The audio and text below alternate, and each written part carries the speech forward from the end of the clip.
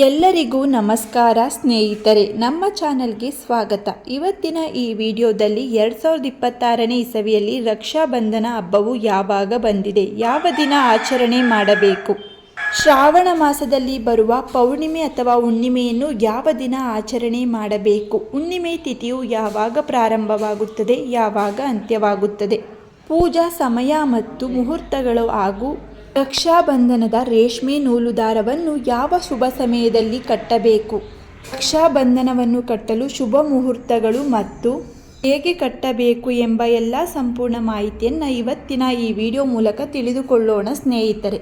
ರಾಖಿ ಹಬ್ಬ ಅಥವಾ ರಕ್ಷಾಬಂಧನ ಎನ್ನುವುದು ಸಹೋದರ ಮತ್ತು ಸಹೋದರಿಯರ ನಡುವಿನ ಪವಿತ್ರವಾದ ಪ್ರೀತಿ ಮತ್ತು ರಕ್ಷಣೆಯ ಸಂಕೇತವಾದ ಒಂದು ಹಿಂದೂ ಪ್ರಮುಖವಾದ ಹಬ್ಬವಾಗಿದೆ. ರಕ್ಷಾಬಂಧನ ಎಂದರೆ ರಕ್ಷಾ ಎಂದರೆ ರಕ್ಷಣೆ, ಬಂಧನ ಎಂದರೆ ಕಟ್ಟುವುದು ಎಂದರ್ಥ.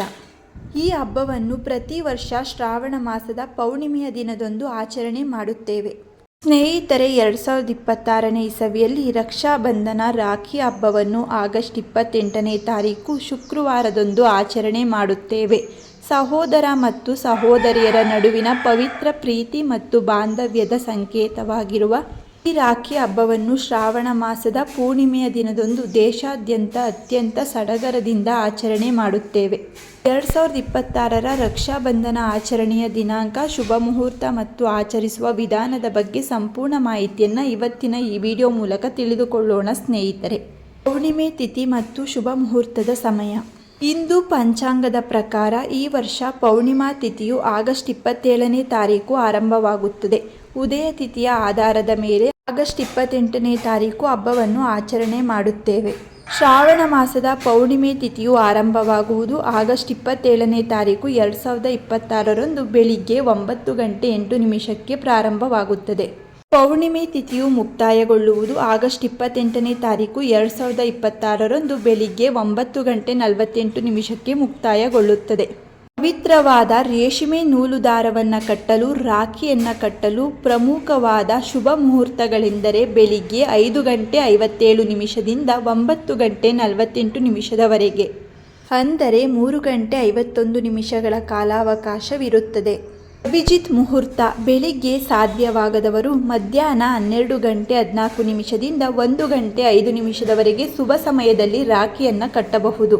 2026ನೇ ಇಸವಿಯಲ್ಲಿ ಅಮಂಗಳವೆಂದು ಪರಿಗಣಿಸಲಾಗುವ ಭದ್ರಾ ಕಾಲವು ಆಗಸ್ಟ್ 28ರ ಸೂರ್ಯೋದಯಕ್ಕೆ ಮುನ್ನವೇ ಮುಕ್ತಾಯಗೊಳ್ಳುವುದರಿಂದ ಬೆಳಗಿನ ಅವಧಿಯಲ್ಲಿ ಯಾವುದೇ ಅಡ್ಡಿ ಇಲ್ಲದೆ ರಕ್ಷಾಬಂಧನ ಹಬ್ಬವನ್ನು ಆಚರಿಸಬಹುದು. ಇದೇ ದಿನ ಚಂದ್ರಗ್ರಹಣ ಸಂಭವಿಸಲಿದ್ದರೂ ಇದು ಭಾರತದಲ್ಲಿ ಗೋಚರಿಸುವುದಿಲ್ಲ, ಹಾಗಾಗಿ ಭಾರತದಲ್ಲಿ ಯಾವುದೇ ಸೂತಕ ಕಾಲ ಅನ್ವಯಿಸುವುದಿಲ್ಲ. ರಾಖಿ ಹಬ್ಬದ ಆಚರಣಾ ವಿಧಿ-ವಿಧಾನ, ಪೂಜಾ ವಿಧಾನದ ಬಗ್ಗೆ ಸಂಪೂರ್ಣ ಮಾಹಿತಿಯನ್ನು ತಿಳಿಯೋಣ ಸ್ನೇಹಿತರೆ.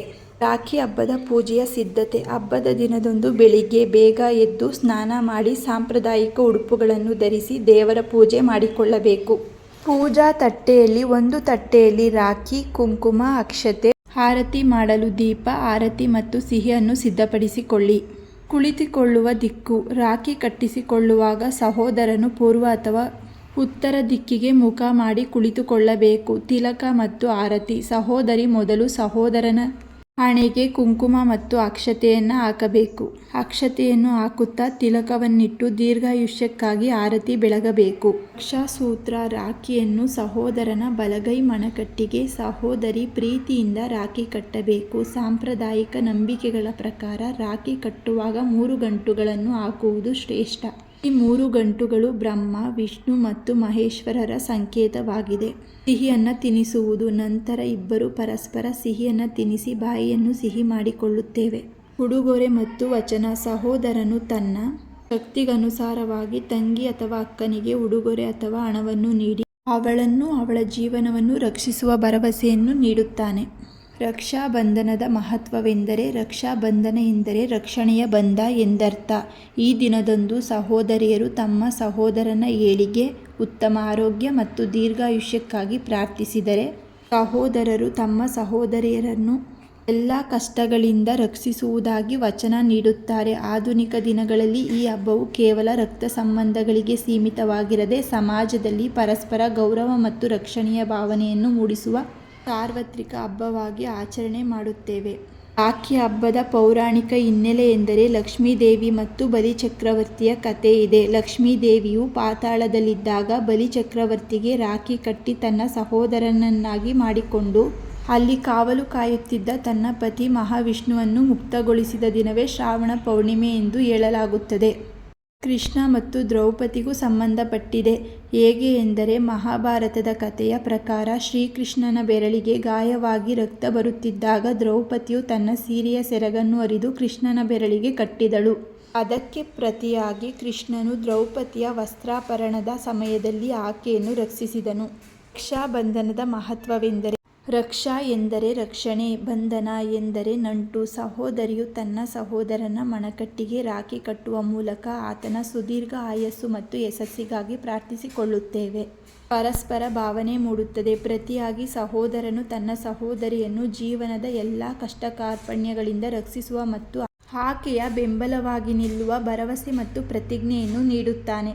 ಸ್ನೇಹಿತರೆ, ಇವತ್ತಿನ ಈ ವಿಡಿಯೋದಲ್ಲಿ ರಕ್ಷಾಬಂಧನದ ಹಬ್ಬವನ್ನು ಹೇಗೆ ಆಚರಣೆ ಮಾಡಬೇಕು, ಯಾವ ದಿನ ಆಚರಣೆ ಮಾಡಬೇಕು, ಶುಭ ಮುಹೂರ್ತಗಳು ಯಾವುವು ಹಾಗೂ ಪೂಜಾ ವಿಧಾನವೇಗೆ, ರಕ್ಷಾಬಂಧನದ ಮಹತ್ವವೇನು ಮತ್ತು ರಕ್ಷಾಬಂಧನದ ಪೌರಾಣಿಕ ಹಿನ್ನೆಲೆಯ ಬಗ್ಗೆ ತಿಳಿದುಕೊಂಡಿದ್ದೇವೆ. ಸ್ನೇಹಿತರೆ, ಇವತ್ತಿನ ಈ ಮಾಹಿತಿ ನಿಮಗೆ ಇಷ್ಟವಾಗಿದ್ದಲ್ಲಿ ಈ ವಿಡಿಯೋವನ್ನು ಲೈಕ್ ಮಾಡಿ, ಹಾಗೆ ನಿಮ್ಮ ಫ್ಯಾಮಿಲಿ ಮತ್ತು ಫ್ರೆಂಡ್ಗೆ ಶೇರ್ ಮಾಡಿ. ಇದೇ ರೀತಿಯ ಮತ್ತಷ್ಟು ಮಾಹಿತಿಗಾಗಿ ನಮ್ಮ ಚಾನಲನ್ನು ಸಬ್ಸ್ಕ್ರೈಬ್ ಮಾಡಿಕೊಳ್ಳಿ. ಮತ್ತೆ ಸಿಗೋಣ ಮತ್ತೊಂದು ಮಾಹಿತಿಯ ಮೂಲಕ. ಎಲ್ಲರಿಗೂ ಧನ್ಯವಾದಗಳು.